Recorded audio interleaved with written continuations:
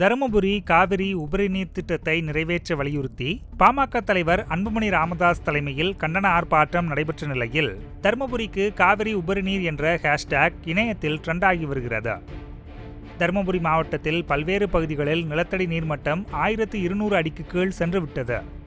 நிலத்தடி நீர் இல்லாததால் 4.5 லட்சம் ஹெக்டேர் விவசாய நிலம் அழியும் தருவாயில் இருக்கிறது. இதனால் தருமபுரி மாவட்டம் வழியாக ஓடும் காவிரியில் ஆண்டுதோறும் சராசரியாக 50 முதல் 100 டிஎம்சி தண்ணீர் உபரி நீராக கடலில் கலக்கிறது. அதில் 3 டிஎம்சி நீரை பயன்படுத்தி தருமபுரி மாவட்டத்தில் குடிநீர் பாசன ஆதாரங்களை மேம்படுத்துவதுதான் தருமபுரி காவிரி உபரி நீர் திட்டமாகும்.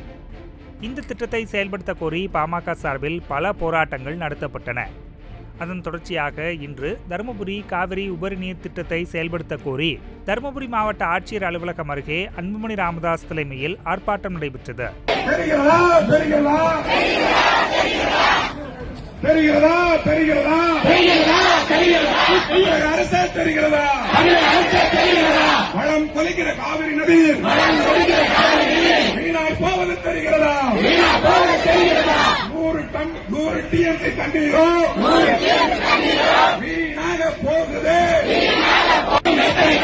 எங்கள் வாழ்க்கை இப்படி போகும்.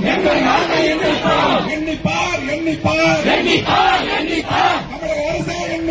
தமிழக அரசை எண்ணிப்பார். வெள்ளட்டும்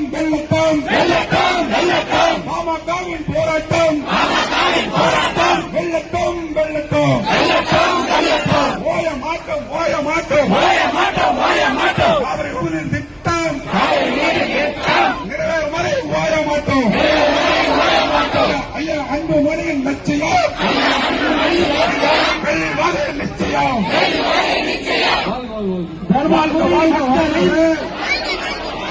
மருத்துவர் ஐயா வாழ்கவே.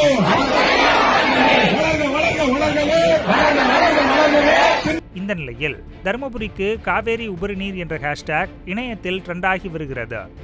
தருமபுரியில் நடைபெற்ற அன்புமணி ராமதாஸின் வீடியோவை பதிவிட்டு பாமகவை சேர்ந்தவர்கள் ட்ரெண்டாக்கி வருகின்றனர். செய்திகளை உள்ளது உள்ளபடி தெரிந்து கொள்ள ரெஃப்ளெக்ட் நியூஸை சப்ஸ்கிரைப் பண்ணுங்க.